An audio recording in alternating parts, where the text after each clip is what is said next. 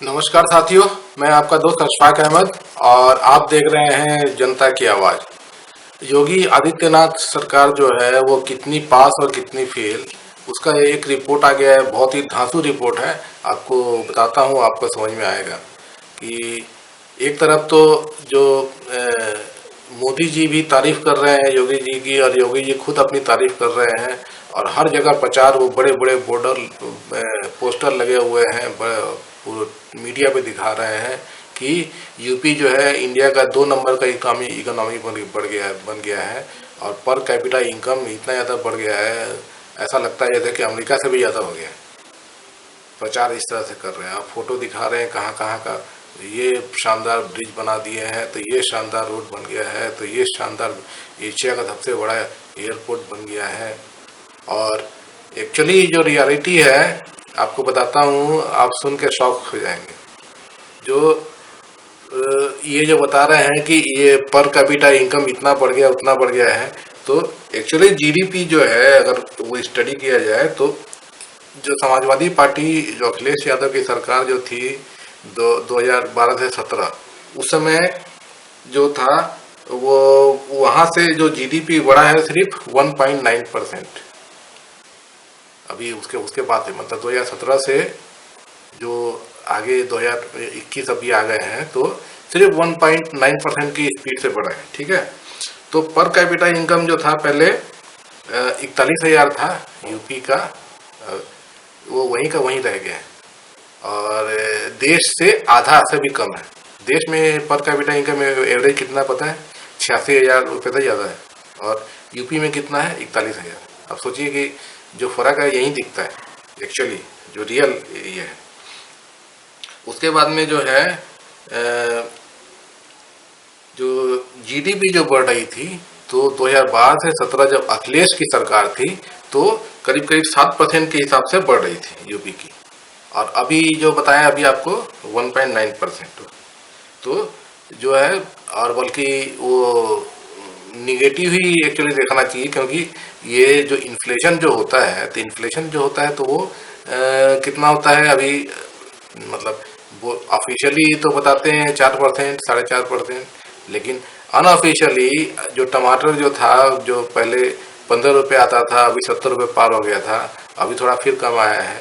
उसी तरीके से बाकी भी सामान आप खरीदने जाइए, पेट्रोल लेने जाइए, तो एक महीने में 30 रुपये बढ़ा दिए थे, बाद में 5 रुपये कम कर दिए। तो ये हिसाब किताब है, तो महंगाई है ना। तो उस हिसाब से अगर आप ये कैलकुलेट करेंगे तो जीडीपी नीचे है ना, एक्चुअली जीडीपी नीचे है। उसके बाद में जो है, अभी आपको अनएम्प्लॉयमेंट का बताता हूँ।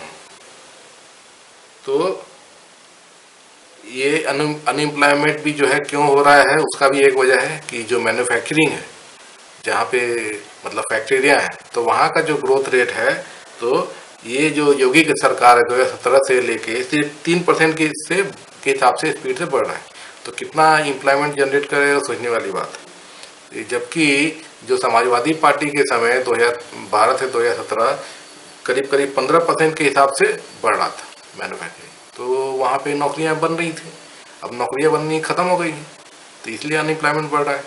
अब एक्चुअली अनएम्प्लॉयमेंट कितना है, तो जो टोटल जो बताएंगे कि, तो टोटल है कई, मतलब कि सब तरह के लोग, जो पढ़े लिखे हैं, जो अनपढ़ हैं, जो बीच के पढ़े लिखे हैं, तो नौकरियां खोज रहे हैं। तो ये जो फिगर है अभी 2014 के बाद से, ये 2.5 गुना बढ़ गया है। 2.5 गुना मतलब लोग जो है, पहले जितने लोग बेरोजगार थे, अब 2.5 गुना बढ़ गया। और इसमें भी चौंकाने वाली बात यह है कि जो पढ़े लिखे हैं उनका बेरोजगारी दर बहुत ज़्यादा बढ़ा है। तो जो लोग सेकेंडरी एजुकेशन, मतलब 10वीं तक पढ़े हुए हों, तो उसमें 3 गुना का इजाफा हुआ है बेरोजगारी का। सोचिए, 3 गुना का। पहले जैसे कि 10,000 लोग बेरोजगार रहे होंगे, तो अब 30,000 लोग बेरोजगार हो गए। उसके बाद में और ऊपर जाइए, तो जो हायर एजुकेशन, जो मतलब जो 12वीं पास, तो उसमें बढ़ गया है 4 गुना। 4 गुना मतलब कि पहले 10,000 लोग अगर बेरोजगार रहे होंगे समाजवादी पार्टी के समय, तो अब 40,000 लोग बेरोजगार हो गए। उसके बाद में और ऊपर जाइए, तो जो है ये जो ग्रेजुएट हैं, मतलब कि हर तरह के जो डिग्री है, बीए, बीकॉम, इस तरह के जो डिग्री पास हैं, तो उन लोग का जो बेरोजगारी दर बढ़ रहा है, तो वो पहले 13% था, अभी 66%। मतलब कि हर 100 में से 66 लोग बेरोजगार हैं जो ग्रेजुएट हैं। कितना खतरनाक मतलब सिचुएशन आ गया है। और उसी तरह जो टेक्निकल है, जिसको जैसे कि किसी को बीटेक की डिग्री है, बी इंजीनियरिंग की डिग्री है, या डिप्लोमा वाला है, तो उन लोग का जो दर है पहले 19% था यूपी में, अब बढ़ के हो गया है 46%। मतलब आधे लोग, मतलब कि जितने भी जो डिग्री लेके आते हैं टेक्निकल, उसमें आधे लोग बेरोजगार हैं। तो ये हाल है यूपी का। अब ये लोग, अब सोचिए कि ये वो जो बेरोजगार है, जिसकी हालत खराब है, जो पढ़ लिख के और नौकरी दर दर के लिए ठोकरे खा रहा है नौकरी के लिए, वो क्या योगी को ये वोट देने वाला है?